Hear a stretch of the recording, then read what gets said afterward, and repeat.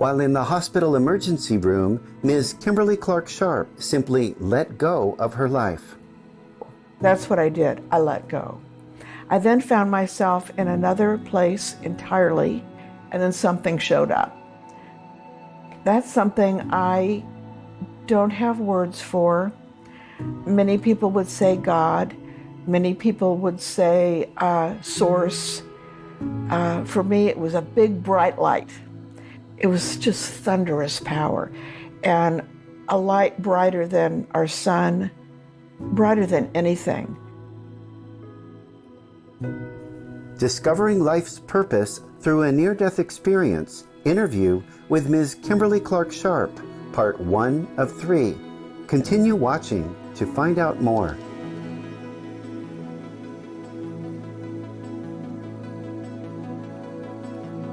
Greetings, loving viewers. I'm Vidya, the peace-loving people of Bhutan. Wish that your days are filled with bliss and love. May God bless you.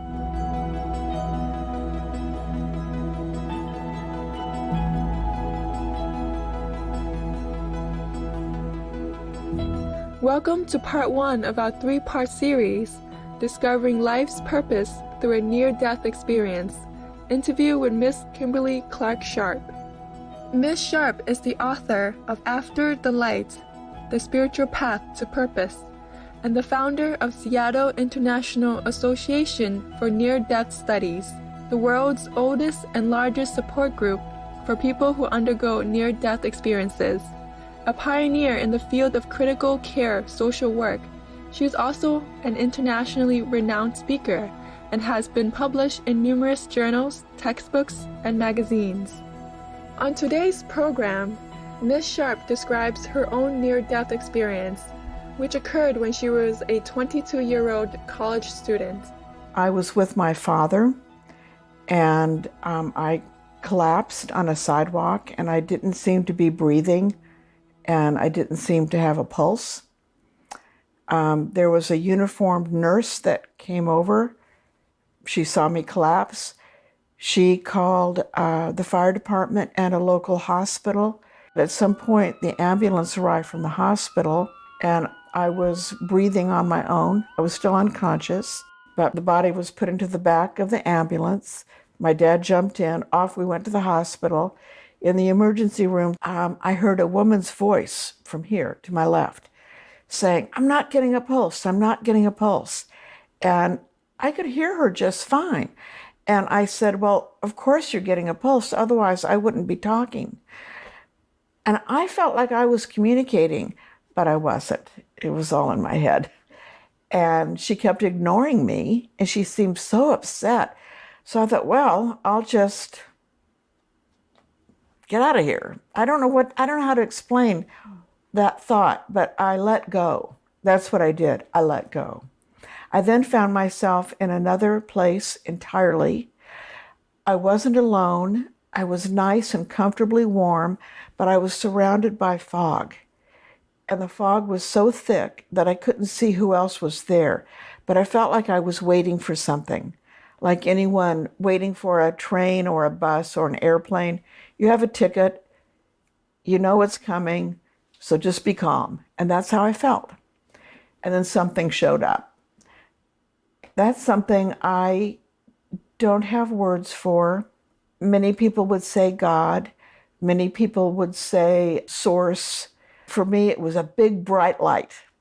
It came up from under me with such power. It was just thunderous power. And a light brighter than our sun, brighter than anything. And this light was coming up under me and then going out in every direction, on and on and on. And at the same time, in a way that's hard to describe, it was layering on itself while it was spreading out, and the layers were endless. And I understood somehow that I was viewing eternity. It was endless. It was forever.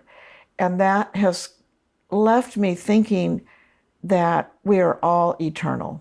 I don't know in what form. I just know that we have eternal souls, for lack of a better word. Our bodies will die, but ourselves will not.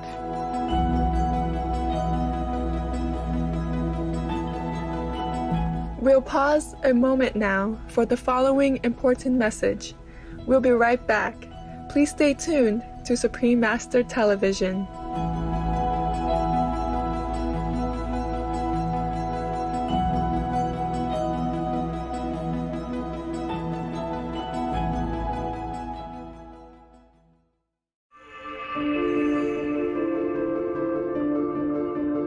Welcome back to our program. While Ms. Kimberly Clark Sharp was experiencing this eternal plane of existence, she learned many interesting facts about our sojourn here on Earth. So there I was having this, profound revelations, and I got to ask questions. The questions I asked were not in English. The answers were not in English or Chinese or any dialect known on Earth, but it was perfect. It was like telepathy. The communication was perfect. I asked, why are we born? And I was told that we were born because we wanted to, that we pretty much knocked on a big door and said, I want to be born here now. They're very, very defined choices. So that was interesting.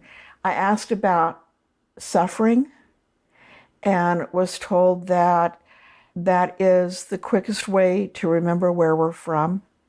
If we had it cushy all the time, we probably would not be nice people. That we suffer, we turn to prayer, or we turn to loved ones, we turn to meditation. We do things that help us with that pain. And if the pain and suffering weren't there, then we would just be idle. I asked why in the world we would choose a life that would have so much suffering. And it was mainly just the same answers back and forth. You chose this. Your soul wanted these experiences. And it wasn't that I was learning anything. It was that I was remembering. So I'd get an answer and then go, oh yeah. And I'd ask another question. It was, oh yeah, oh yeah. I think we are deliberately not able to remember where we are from or know where we might be going. So there I was, having a wonderful time in this light. I mean, beyond wonderful. It was ecstasy. It was ecstasy. And then I was told I had to go back. I was like, no. And God said yes. And I said, no, yes, no, yeah. We argued. Well, on Earth, we have free will. We can argue and win some arguments, but in a spiritual realm, we don't have free will. I was set back. It didn't matter how much I protested. It's like, you're going back. Soon after, Ms. Sharp returned to her body in the emergency room, and she was extremely unhappy. Moments later, she had a second near-death experience. Now I'm miserable because I'm cold. My body temperature was 86 degrees Fahrenheit. I was cold and miserable and begged to go back to God, begged. So God showed up again, kindly, and opened up like a portal or a window to my right. And through there was heaven, and it was beautiful. It was beautiful. There was grass blowing and small white fence in the distance and some small trees and beautiful sky, but not in colors of earth. They were too intense for earth. Also, every blade of grass had awareness. It was alive. Maybe not the awareness that humans would have, but aware. And I realized everything in heaven and earth is alive. And it's wonderful. It's all energy. So I wanted to go there. But my creator is what I call this light. I don't have a word for it. God sounds religious, and it's not. It's just is. And I was told that if I went through that window, there would be no going back. Fine with me. So I started through the window. And then God, for lack of a word, said, well, just a minute. And my attention was turned like to here. And there was a big flash of light. And I saw a place where mountains meet water. Now, I was in the state of Kansas in the United States, very flat, not even a hill. So I didn't know where this was. And I was told that if I decided to live, I would be living in that location. Well, I didn't care. I wanted to go to heaven. I mean, I have goosebumps. I can't tell you how beautiful it was, how magnificent. Well, in fact, I said, homey home, which is what I learned from my parents. I used to say when I was little and learning language, because that was my home, and I knew it. So I have goosebumps. So then I started to go through again, another big flash of light. And there was like a picture gallery of people's faces. And I was told that if I chose to live, I would be interacting significantly with those people. They were strangers. I didn't care. So I chose to go to heaven. And then there was one more flash, and I saw myself, if I chose to live, being of service to others. And again, I was in college in America, so I went, cool. And I was back. It was like I'd made the decision. I was sent back. Seattle, Washington, in the United States is where I live now. That was where mountains met water.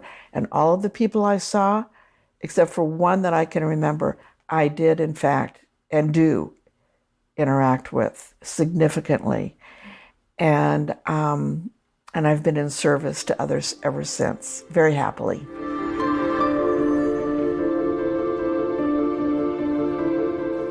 When I came back, nothing made sense. I had a very planned life in my hometown. I knew who I was going to marry. I knew I'd be finishing school. I knew I would be living close to my family. Everything was set. After my near-death experience, I didn't want any of it. I loved everyone still, but I had to find where mountains met water.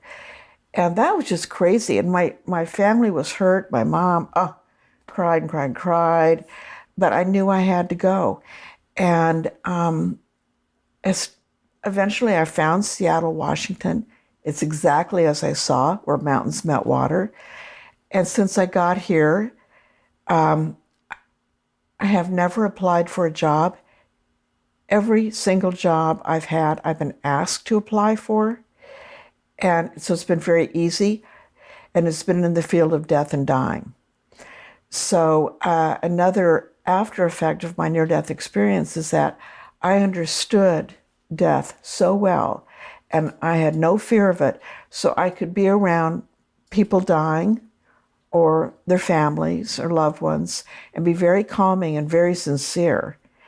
So that was a big change, because I'd been afraid of death before then, and now I have no fear at all.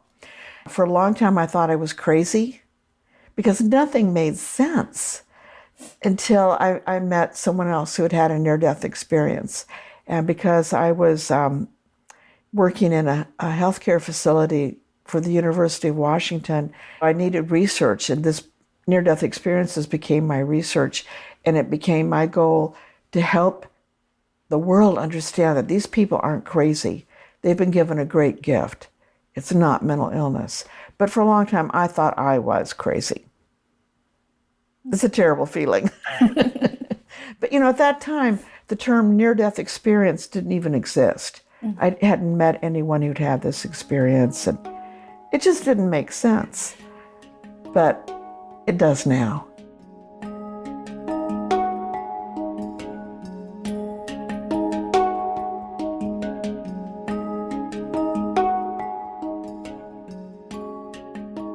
According to one study, about 70% of the people who have had a near-death experience report meeting the loved ones who have already passed over. Who do they most frequently encounter? So, of the loved ones that people encounter, it does include spouses, parents, grandparents, animals, pets, dogs, cats, horses, birds. Anything loved by us can greet us on the other side. And how people feel is ecstatic. They're so happy, but they're all told by their loved ones to go back, that it's not their time. But the effect it has on the near-death experiencers who have that experience is such peace, because they know that they will be with their loved ones again. And so that ache and longing goes away. And they know that, at some point it will happen. And so that's a comfort that is precious. I have many, many stories about reunions with loved ones in a near-death experience, but one of the most heartfelt ones comes to mind. I met a woman who had taken care of a young man as a foster child. He had terrible physical problems. He could not take care of himself. He couldn't respond to her. He was in a special bed all the time. He couldn't talk. He didn't engage with her at all, but she loved him. She was drawn to him, and she took perfect care of him. And he died pretty young because of all of his disabilities, and she grieved him. Later on, years passed, she had a near-death experience, and she found herself in a heavenly place, and coming from a distance, running towards her was this boy. And he ran to her. They had a wonderful reunion, and he said, "I knew everything that you had done for me. I was aware of it, but I couldn't communicate. I was too impaired, and thank you so much, and your love saved my life. And I'm so happy to see you, but you have to go back." But here was someone, we wonder if we care about someone and we get nothing back, well, is it worth it? It is. Love, love, love. So even if we don't think that person loves us, love.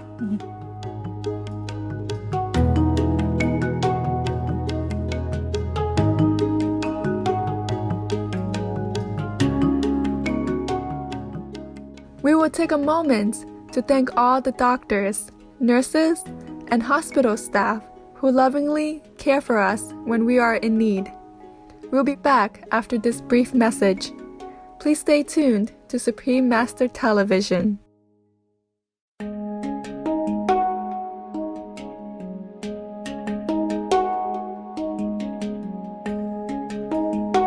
Welcome back to our program. When Ms. Sharp returned to her body after her near-death experience, she discovered that she had been given a remarkable gift.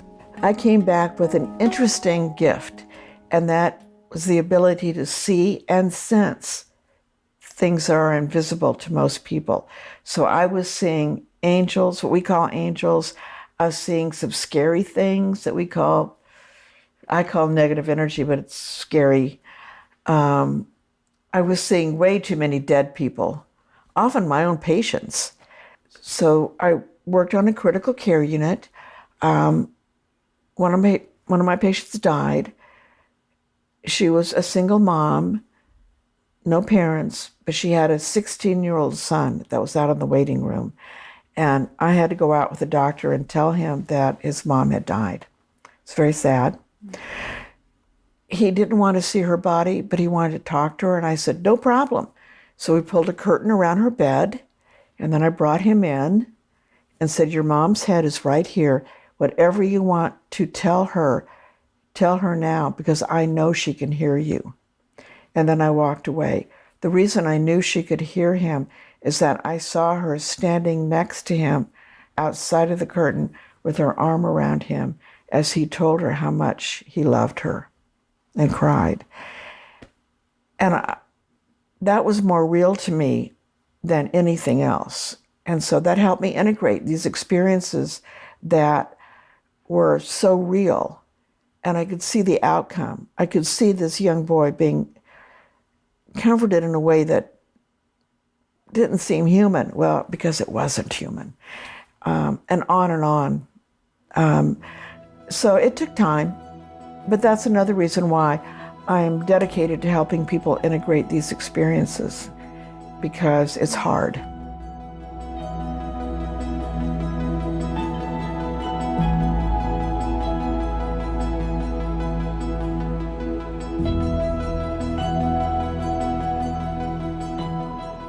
When people return to the bodies and the earth after a near-death experience, they often come back with a very different attitude towards their material possessions. Ms. Sharp shares the experience of 2 such people. More than one person that I have spent time with after a near-death experience has wanted to give away all of their earthly possessions, and it is a problem. One man was a lawyer in an affluent part of Seattle, and he wanted to quit his law practice, but still be a lawyer, but serve the poor without money, just give himself away. Well, his wife and 2 sons were very happy with their lifestyle, country club and nice vacations and nice cars, and they freaked out. So I suggest to people that they wait 1 year after their NDE and see how they feel. It takes, in my experience, about a year to settle down and reach a compromise. The lawyer that wanted to give everything away, he waited a year, and there was a compromise there. He worked part-time to earn money, so they didn't have as much money as they did. And then he worked part-time, what's called pro bono, as a lawyer serving the poor. So the woman that wanted to give away all of her possessions wound up working as a volunteer for people who had no possessions. And she would help them find things that they needed, blankets, food, whatever. She served the poor without depriving her family of their household goods. She did want to give away everything, though. She wanted to just go out and just hand things away. She didn't care about the material at all, which is very, very common after a near-death experience.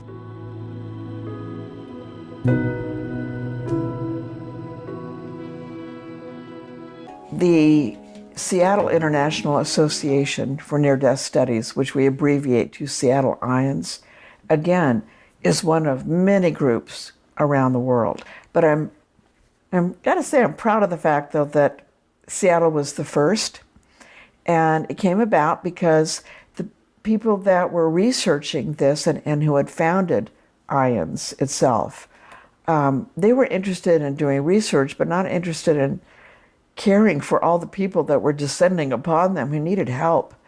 So one of the researchers, Dr. Kenneth Ring, by name, and he came up with the idea of groups, and I was, again, a social worker. My graduate work at the University of Washington was in group work, so I knew how to make a group happen. And by then I knew of 3 near-death experiencers who were interested in getting together and starting what we call Seattle IONS. So there were 4 of us. We met in a living room. We'd all had near-death experiences. We all shared, and we all felt better. So we thought, well, let's do this again. So we did it the next month. 25 people came up. We like, who are you people? Well, they just heard. There was that kind of hunger. And we finally had to move out of a living room, and then we met at a restaurant around a table. Then we were too big for that, and on and on. And so the effect that has had on people, I know, has been beneficial, because it's been the group's job and the organization's job and other organizations who also support near-death experiences to provide validation, emotional support, a shoulder to cry on if need be, hugs, and people feel better. Mm-hmm. And it's like a ripple effect, though, because they leave our group and they feel better, so they're nicer to other people. And those people feel better, so they're nicer to other people. And so what I feel like been part of contributing to is just a nicer place to live. And again, it goes back to the love. So it's been probably my greatest honor to have done this group work and have supported the subject and the people having the near-death experiences. Some say that 10,000 separate people have been through the door. We do have big meetings, but there are support groups like ours all over the world now. So I feel like, why am I still alive? I think I've done a good job of being in service, but I'm glad to be alive. I love life. I treasure it. It's a gift. So I encourage people to be grateful. even if life is hard, look for the love and we'll all be okay.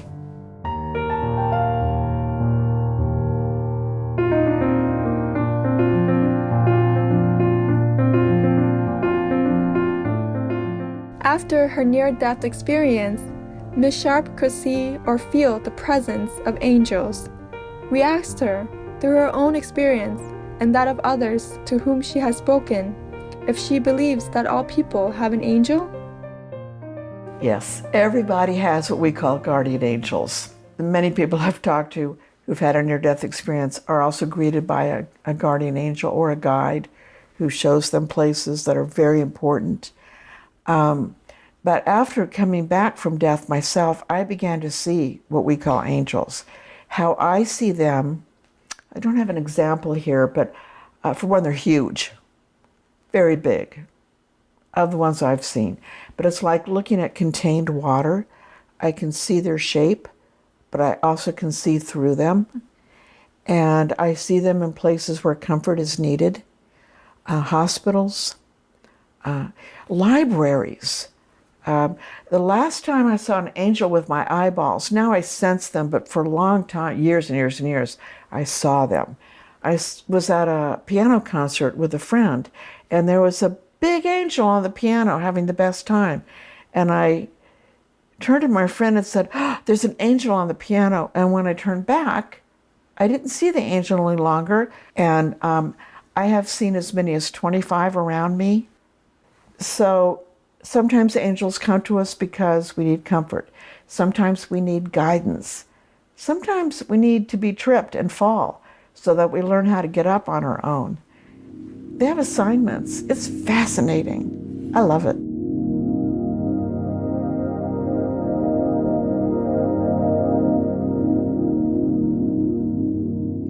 We will take a moment to thank our angels for caring for us so diligently. We will be back after this important message.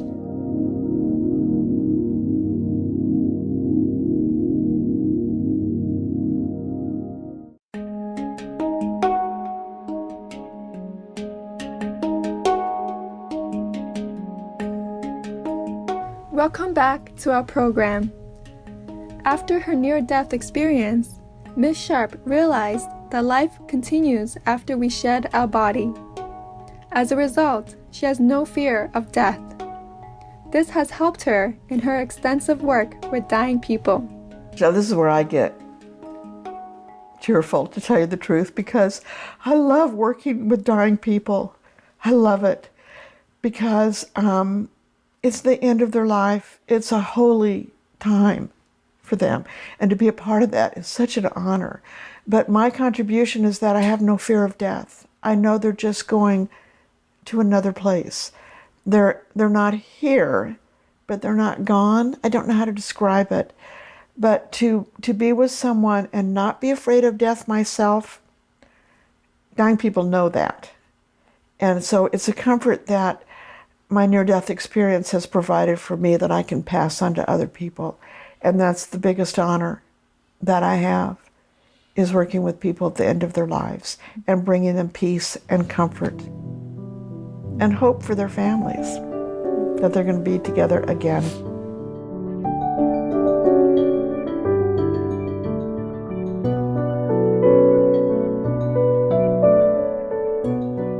In current times, more people than ever before are reporting having a near-death experience. Are these near-death experiences changing our world in some way?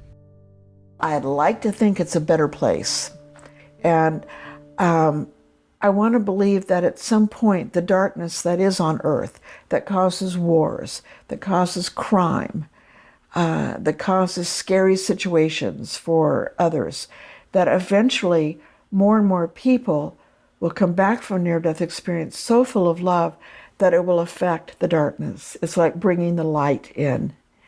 And because of resuscitation, which is now available globally, more and more people are resuscitated and are coming back. So I'm watching the rise of kindness and love all the time. That's good to observe.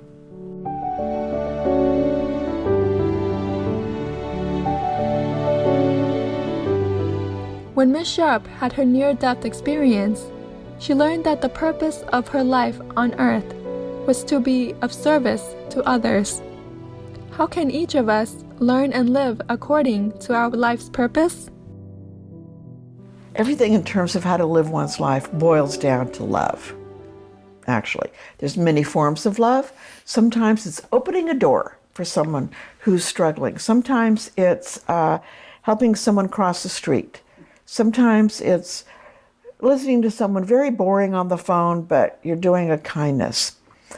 But on a bigger scale, and there is a bigger scale, twice I have talked to near-death experiencers. They didn't know each other, but each one of these people within their near-death experience found themselves in a huge arena, bigger than anything on earth. I mean, hard to describe, so big. And everyone in the arenas were watching giant screens, but we're talking like skyscraper, beyond, even more than that. And it was like being at a huge sporting event, except on the screen, everyone was watching a person. And when that person did an act of kindness, everyone cheered and applauded and looked at each other and said, "Oh, that's great," because of an act of kindness. And it doesn't have to be a big act of kindness. It's any act of kindness. So my best advice, my pearl of wisdom of all, is be nice. Just be nice.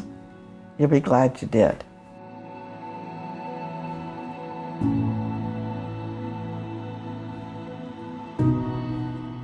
At the conclusion of the interview, Ms. Sharp shared her thoughts about Supreme Master Ching Hai and our international association. I would like to say that the work of this organization that you represent is very important because you are bringing comfort and words of wisdom and information to others around the world. So it's been an honor and a privilege to be part of this experience. And bless you all. We would like to thank Ms. Kimberly Clark Sharp for sharing her story and also for her exceptional kindness. For more information about Ms. Kimberly Clark Sharp's work, please visit seattleiands.org. Elegant viewers, thank you for your company today. Coming up next is Hillside Animal Sanctuary, a countryside paradise, right after noteworthy news. With the grace of the divine, may you be blessed with greater clarity, wisdom, and joy with each passing day.